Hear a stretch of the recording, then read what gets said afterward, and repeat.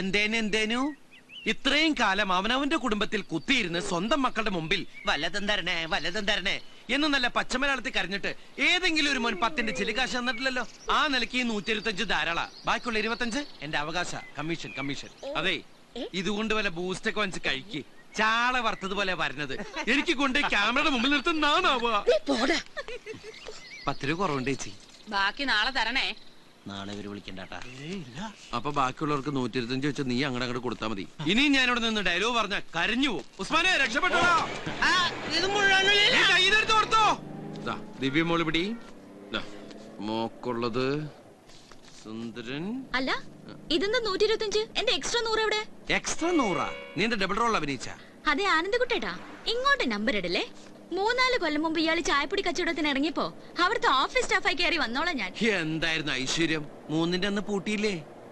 അത് പൊട്ടിപ്പൊളഞ്ഞ് പിന്നെ shirt വെച്ചോളം തുടങ്ങിയപ്പോഴും sales girl ആയിട്ട് നീ എന്റെ കൂടെ ഉണ്ടായിരുന്നു. അതും 3-ാം ദിവസം പൊട്ടിപ്പൊളിഞ്ഞ് ഇപ്പതാ ജൂനിയർ ആർട്ടിസ്റ്റായി മലയാള സിനിമയെ പരിപോഷിപ്പിക്കാൻ ഇറങ്ങി തിരിച്ചപ്പോഴും ഇവള് നിന്റെ കൂടെ ഉണ്ടെന്നല്ലേ നിന്റെ അടുത്ത ഡയലോഗ്. എന്തേനു? എന്റെ ഡയലോഗ് താൻ പറഞ്ഞ തന്റെ ഡയലോഗ് പറയാൻ പിന്നെ താനുണ്ടാവില്ല കേട്ടാ. കഴിഞ്ഞ മാസം കോയിനട്ടിന്റെ കടം വീട്ടാനും വേണ്ടി 3000 രൂപ എന്റെ അടുത്ത് എണ്ണി മേടിച്ചപ്പോ എന്താ പറഞ്ഞത്? വർക്കുള്ള സമയത്ത് ഡെയിലി 100 വെച്ച് തിരിച്ചു പിടിച്ചോളാനല്ലേ? അത് ഞാൻ കടം വാങ്ങി തന്ന കാശാ. അങ്ങനെ ഒരു കാശോ? എനിക്കൊന്നും ഓർമ്മ വരുന്നില്ല ഈശ്വര. നീ കിടന്ന് ഉരുളൊന്നും വേണ്ട, ഇക്കാര്യമേ എനിക്ക് നല്ല ഓർമ്മയുണ്ട്. എങ്ങനെ? എനിക്ക് ഓർമ്മയില്ലാത്ത കാര്യം തനിക്ക് ഓർമ്മയുണ്ടെന്നാ? എന്തേനു? കുമ്പേനു. ഞാൻ പറയാം, ആ ഉറങ്ങാത്ത സംവിധായകന്റെ സിനിമയിലെ പള്ളിപ്പെരുന്നാൾ അഭിനയിച്ചേച്ച് പോരുമ്പോഴാ നീ ഇവളോട് പണം വാങ്ങിയതും ഈ ഇടപാട് പറഞ്ഞതും. അത്രയ്ക്ക് ഓർമ്മയുണ്ടെങ്കിൽ താൻ കൊടുക്കണ കാശ്. വെറുതെ ആ പാവത്തിന്റെ മെക്കിട്ട് കയറാതെ എന്റെ കാശും എടുക്ക്. ഇന്നലത്തെ 100ഉം ഇന്നത്തെ 100ഉം. എനിക്ക് നാളെ രാജിക്ക് ഫീസ് കൊടുക്കാനുള്ളതാ. അയ്യോടി, ഈ കാര്യം നീ നേരത്തെ പറയണ്ടേ? അവൾ എന്റെ കൂടി അനിയത്തിയിലടി. ആ ഫീസ് ഞാൻ കൊടുക്കും. കിട്ടുമ്പോ അടുത്ത മാസം ഒരുമിച്ച് വണ്ടി വിടാം. നീ എന്തിനോട് ഒറ്റയ്ക്ക് ഇങ്ങനെ കുടുംബഭാരം ചുമക്കണത്? ഞാനും ഇല്ല നിന്റെ കൂടെ. അതൊക്കെ പോട്ടെ. എന്തായാലും ഇന്ന് നീ ആ പർദ്ദക്കിട്ട് ഹിന്ദി ഡയലോഗും പറഞ്ഞ് കരഞ്ഞു ഓടി വരണ കണ്ടപ്പോ ബോംബെ സിനിമയിലെ മനീഷ കൊയ്രാളെ എനിക്ക് ഓർമ്മ വന്നത്. ശരിക്കും? ഹീറോയിന്റെ സ്റ്റോപ്പ് എത്തി. അയ്യോ, എന്റെ ചിട്ടിക്കാശ്. അത് 500. കൊല്ലം കുറെ ആയാലും നമ്മൾ തമ്മിൽ കാണാൻ തുടങ്ങിയിട്ട് ഈ കാശ് പോക്കറ്റ് അടിച്ചു പോയി കരുതിയാ മതി. എന്റെ മോൻ പോയി കിടന്നുറങ്ങ്. എത്ര കിലോമീറ്റർ ഞാൻ പിടിച്ചെന്നതാ. ആ റൊമാൻറ്റിക് ആയതാ കുഴപ്പമായത്. മലയാള സിനിമ നീനാളുമായിട്ട് AMMA, MACTA, chamber, film producers association, distributors association, പല പല ഫാൻസ് അസോസിയേഷൻ, ഇങ്ങനെ മലയാള സിനിമയെ പരിപോഷിപ്പിക്കുന്ന എല്ലാ സംഘടനകൾക്കും ആയുരാരോഗ്യ സൗഖ്യം നേരുന്നു. ചന്ദ്ര, ഇവനിതെവിടെ പോയി? ഇവിടെ ഇരിപ്പുണ്ടായിരുന്ന ചന്ദ്രൻ കാരോത്ത് പഠിച്ചേ. ഒരു നല്ല കാര്യം നടക്കുന്ന ഈ ശുഭമുഹൂർത്തത്തിലെങ്കിലും നിനക്ക് സഭ്യതയോട് സംസാരിച്ചൂടെ കുട്ടാ? ഓടത്തിണ്ടി, നീ സഭ്യതയുടെ അതിർവരമ്പുകൾ വീണ്ടും ലംഘിക്കുന്നു കുട്ടാ. ഈ നഗരത്തിന്റെ പെരുമാറിൽ നക്ഷത്രങ്ങളെ സാക്ഷി നിർത്തി ഞാൻ മലയാള സിനിമയ്ക്ക് വേണ്ടി പ്രാർത്ഥിച്ച് ഈ കുരുതി ജലം പാനം ചെയ്യായിരുന്നു. അറിയോ നിനക്ക്? മലയാള സിനിമയ്ക്ക് കൂട്ടക്കരച്ചിൽ നടത്താൻ വേണ്ടി രാവിലെ നിന്നെ വിളിച്ചപ്പോ ഇതൊന്നായിരുന്നില്ല നിന്റെ ഭാഷ. അപ്പൊ ഞാൻ ഇംഗ്ലീഷ് ഭാഷയിലേക്ക് സംസാരിച്ചത്. രാവിലെ ഇംഗ്ലീഷ്, ഉച്ചക്ക് ഹിന്ദി, വൈകിട്ട് ബ്ലഡി മലയാളം. അതാണ് എന്റെ ശീലം. എന്റെ ശീലം നിനക്കറിയാലോ. എവിടെ നിന്ന് കിട്ടിയടാ നിനക്ക് ഡ്രൈ ചിക്കനും ബ്രാൻഡിയും? ഈശ്വര, കാലത്ത് ഞാൻ പോകുമ്പോ ജോസഫേട്ടന് കൊടുക്കാനുള്ള ഡെയിലി അടപ്പ് 300 രൂപ മുറിയിൽ അൽമാരിൽ വെച്ചിട്ടാ പോയത്. നീ ഇത് അടിച്ചു മാറ്റോടാ. കൂടെയുള്ള ജൂനിയർ ആർട്ടിസ്റ്റുകളുടെ 25-50 കൊങ്ങ കുടിച്ചുണ്ടാക്കുന്ന നിന്റെ തൂറ്റ സമ്പാദം അടിച്ച് മാറ്റിട്ട് വേണ്ട ചന്ദ്രക്കാരോത്ത് പഠിക്ക് ബ്രാൻഡി അടിക്കാൻ. പട്ടി, തണ്ടി, നാറി, ചെറ്റ. നല്ല സഭ്യമായ ഭാഷയിലൊക്കെ സംസാരിച്ചൂടെ നിനക്ക്? ഞാൻ അല്പം മോശം ഭാഷ സംസാരിക്കുന്ന നിനക്ക് കേൾക്കാൻ സൗകര്യമില്ല. എന്നാ കേട്ടോ, മലയാള സിനിമ ഉള്ളോടത്തോളം കാലം വരെ ഈ കാരോത്ത് പഠി ചന്ദ്രൻ അന്തസ്സായിട്ട് ജീവിക്കും. ജൂനിയർ ആർട്ടിസ്റ്റ് ആണ്, അങ്ങനെ കൂവാൻ പോയിട്ടാണ്. അങ്ങനെ എങ്ങനെ? ഇതേ 4 നേരം നല്ല അന്തസ്സായിട്ട് കൂവേണ്ടൊക്കെ കാശാ. എവിടെ കൂവിട്ട്? സിനിമ തിയേറ്ററില് ഇന്ന് എത്ര പടങ്ങൾ റിലീസായി? 3. ആ 3, ഒരു ക്ലാസ്, ഒരു ആക്ഷൻ, ഒരു കോമഡി. അതിലെ ആക്ഷൻ പടത്തിന്റെ ആൾക്കാര് എന്നെ രാവിലെ വിളിച്ചു പറഞ്ഞ് ഒരു 10-15 ആൾക്കാരെയും കൂട്ടി കോമഡി പടം കളിക്കുന്ന തിയേറ്ററിൽ പോയി കൂവാൻ. അന്തസ്സായിട്ട് പോയിട്ട് 4 ഷോക്കും നല്ല നല്ല സീൻ വരുമ്പോ കൂവി കൊടുക്കും. ഞങ്ങളുടെ കൂവലിയായിട്ട് കാണികൾക്ക് ഭ്രാന്ത് പിടിച്ച് അതോടെ ഫസ്റ്റ് ഡേ പടം.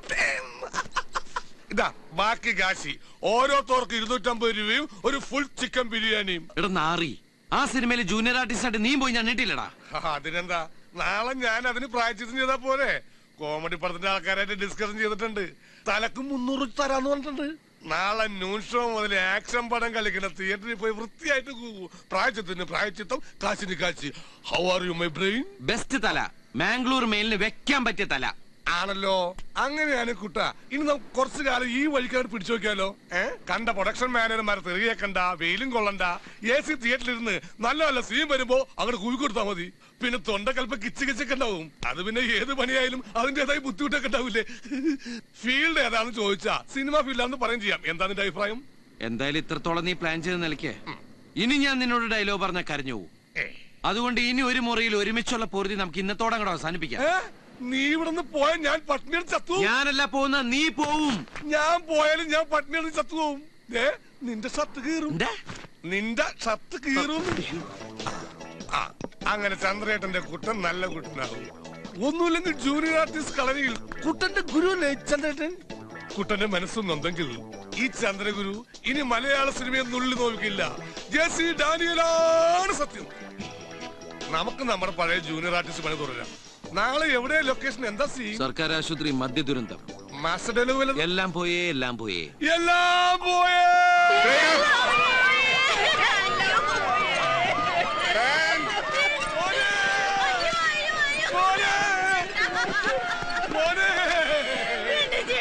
ഡാഡിയുടെ പൊന്നു മോനെ, കോളേജിൽ പറഞ്ഞത് മദ്യം മദ്യപിക്കാനായി. എന്താ കാണിക്കുന്നത്? ഒന്ന് പറഞ്ഞു. ശരി സാർ. എടോ ശവമേ, ഈ ശവല്ല തന്റെ മോൻ, ആ ശവമാണ് തന്റെ മോൻ. അച്ഛന്റെ പ്രായമുള്ള ഈ ശവത്തെ കയറണോ താൻ മോനെന്ന് വിളിച്ച് കയറണത്? ഉള്ളതിലും നല്ല ശവത്തിനൊക്കെ സെലക്ട് ചെയ്തെടുത്താ. സെലക്ട് ചെയ്ത് നീ ആരടാ? അവര് പറഞ്ഞോട് കേട്ടാ പോരെ. സാറേ, ഇവന് ഉച്ചക്കുള്ള ചോറ് കൊടുക്കണ്ട. സിനിമന്റെ ചോറ് ആദ്യം തൊട്ട് കിടക്കണോ? താൻ വെള്ളടിച്ച് തട്ടിപ്പോയ ശവാണ്. ലോ ഷാജി, അയാളുടെ വായിൽ കുറച്ച് കൂടുതൽ പതച്ചു കൊടുത്തേ. എന്താടോ പദദുരന്തം? പഴയ പൊസിഷൻ, പഴയ പൊസിഷൻ, പഴയ പൊസിഷൻ.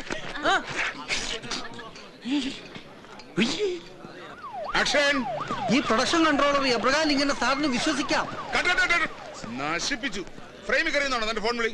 4-5 ഫോൺ കൊണ്ട് നടന്നിട്ടെന്താ? ഒരു ഗുണമായിട്ടില്ല താനും. നിന്റെ കൺട്രോളിംഗ് ഒക്കെ ക്യാമറയുടെ പുറകിൽ മതി. മറിയിക്ക്. സോറി സാർ, ഒരേ സമയം 4 പടങ്ങൾ ഒരുമിച്ചാണ് സാർ ഞാൻ കൺട്രോൾ ചെയ്യുന്നത്. അതിന്റെ ടെൻഷനിൽ എന്റെ കൺട്രോൾ പോയതാ. ഒരു നിമിഷം ഞാൻ ജോഷി സാറിന്റെ ലൊക്കേഷനിലായി പോയി. Don't repeat. മാറോ. ആക്ഷൻ.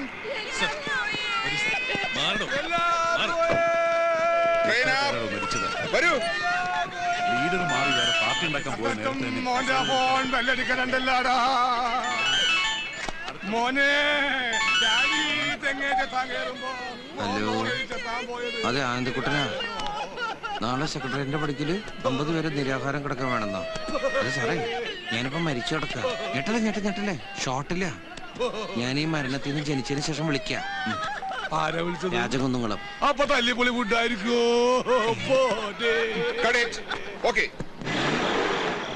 അവിടെ നിർത്ത്. ഇക്കൂട്ടത്തിൽ ആർക്കെങ്കിലും പേടിയുണ്ട് ഉസ്മാനെ? വണ്ടി ഓഫ് ആക്കണ്ട, സ്റ്റാർട്ട് ചെയ്തിട്ടോ. അല്ലെങ്കിൽ തന്നെ ഇവിടെ ആർക്കാ പേടി? അഥവാ നിങ്ങൾക്ക് ആർക്കെങ്കിലും പേടി ഉണ്ടെങ്കിൽ എന്റെ ചുറ്റിനും അങ്ങനെ നിന്നോ. ഉസ്മാനെ, വണ്ടി സ്റ്റാർട്ടാക്കി നിർത്തിക്കോട്ടെ. ചന്ദ്ര, അപ്പൊ തുടങ്ങാം. തുടങ്ങിക്കോ. ഇന്ന് ഫ്ലാഷ് ബാക്ക് എവിടെ മുതലാ? മുറ്റത്ത് പിച്ച വെച്ച് കിടക്കുന്ന കുട്ടിക്കാലം മുതലോ, അതോ ആശുപത്രിയിൽ അച്ഛന്റെ ഡെഡ് ബോഡി വാങ്ങാൻ കാശില്ലാതെ കരഞ്ഞുകൊണ്ട് നിൽക്കുന്ന 14 വയസ്സ് മുതലോ? എവിടെ തുടങ്ങിയാലും ക്ലൈമാക്സിന് മാറ്റം ഉണ്ടാവും. അതെന്താടാ? അയാള് പിടിച്ചാട്ടും. നിന്നല്ല അവന്. ഇതുപോലെ ശബ്ദ ഗാംഭീര്യത്തിൽ പറയണം. നിന്റെ ശബ്ദത്തിന് പവറില്ല.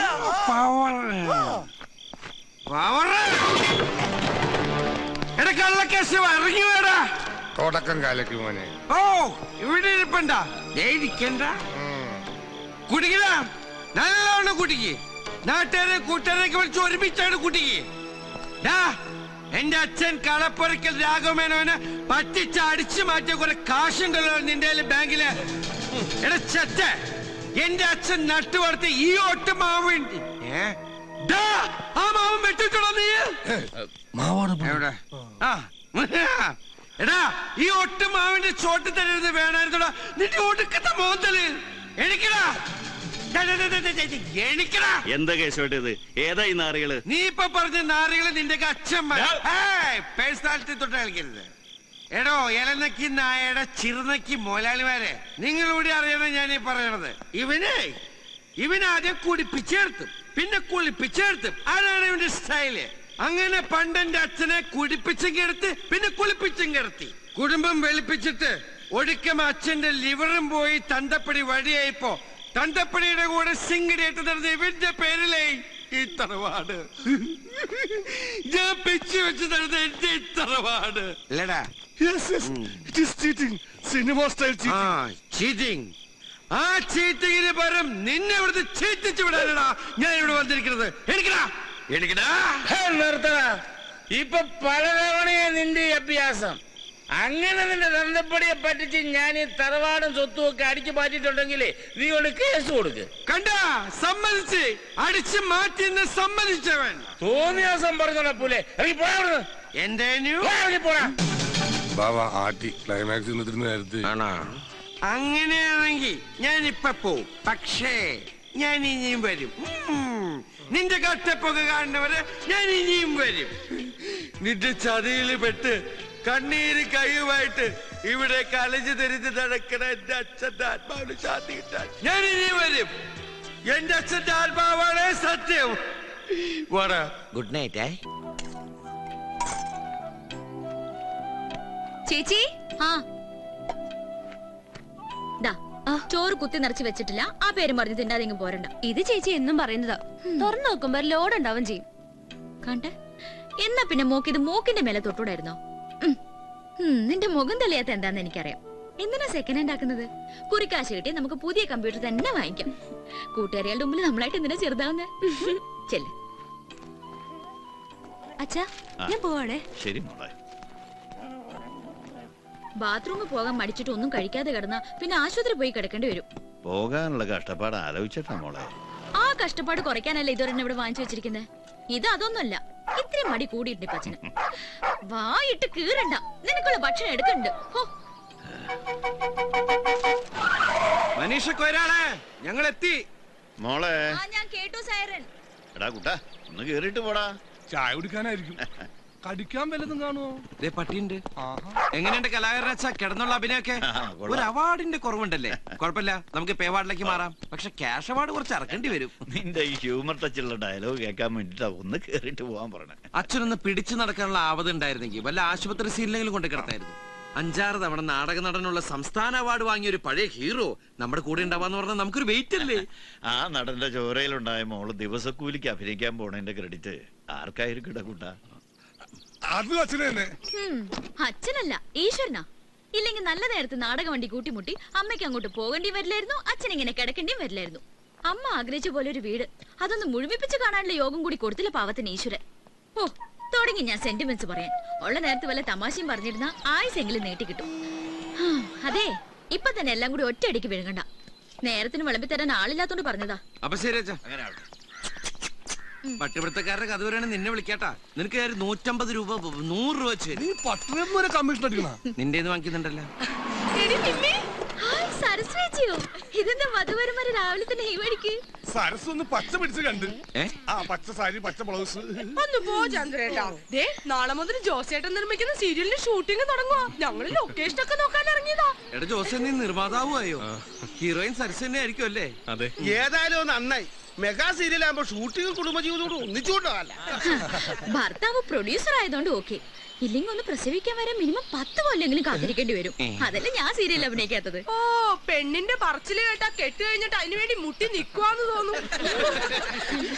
കുറച്ചു കാലം കൂലിക്ക് കരയാൻ ഇതേ വണ്ടിയിൽ വന്ന ആളാണ് സരസു. എന്തായാലും നമ്മുടെ ടീമിനൊരു പേര് തന്നെയാ സരസു ഹീറോയിനായത്. അധികം വൈകാതെ ഞാൻ അവർക്ക് ഒരു ഹീറോയിനെ കൊയ്റോളെ സീരിയലിലേക്കല്ല സിനിമയിലേക്ക്. നീ ആദ്യം ഇവളെ നിന്റെ ഹീറോയിൻ ആക്കാൻ നോക്ക്. കൊല്ലം കുറെ ആയാലും രണ്ടും കൂടി ചക്കീം ചങ്കരനുമായിട്ട് നടക്കാൻ തുടങ്ങിയിട്ട്. ഇതാണ് ഈ സീരിയലിന്റെ ഒരു കുഴപ്പം. 1-2 പറഞ്ഞ കല്യാണമായി കരച്ചിലായി. ഇനി ഞാൻ ഇവിടെ നിന്ന് ഡയലോഗ് പറഞ്ഞ് കരഞ്ഞു. അതുകൊണ്ട് ഞങ്ങൾ ഞങ്ങളുടെ കൂട്ടക്കരച്ചിലിന് പോട്ടെ. എല്ലാരും ഇങ്ങോട്ട് പൊന്നല്ലോ. ഒയ്യോ, ഞാൻ മറന്നുപോയി. ഞാൻ പണ്ടത്തോർമയിൽ കയറാൻ പോയതാ. അപ്പൊ ഞാൻ പോട്ടെ. പോട്ടെ നിമ്മി. എല്ലാവർക്കും സരസിനെ പോലെ പച്ച പിടിക്കട്ടെ. വണ്ടി ഇവിടെന്താ വേറെ ഷൂട്ടിങ്? ഇത് ചിലപ്പോ ജോഷി സാറിന്റെ പടവേക്കുള്ളൂ. ആൻഡ്രോ ജോസഫ് പ്രൊഡക്ഷൻസ് ഗുരു. ഇതെന്താ റോസ്മാനെ വണ്ടി ഇങ്ങോട്ട് തിരിയണത്? ഇത് കോളേജല്ലേ? അതെ, തേവര കോളേജ്. ഇവിടെയാ ലൊക്കേഷൻ. നിന്നോട് ആര് പറഞ്ഞു? Production manager. എന്നിട്ട് അതെന്താ നീ എന്നോട് പറയാഞ്ഞേ? അതിനെന്നോട് ചോദിച്ചാ. സീമാറിന്ന തോന്നണേ. തള്ളമാർക്കും തന്നമാർക്കൊക്കെ ഇന്നത്തെ കൂലി കെട്ടവണ ലക്ഷണമുണ്ട്. എന്തായാലും നമ്മുടെ കൂട്ടത്തിലുള്ള കോളേജുമാരന്മാരും കുമാരിമാരൊക്കെ ഇറങ്ങിയ ഒരു ചായ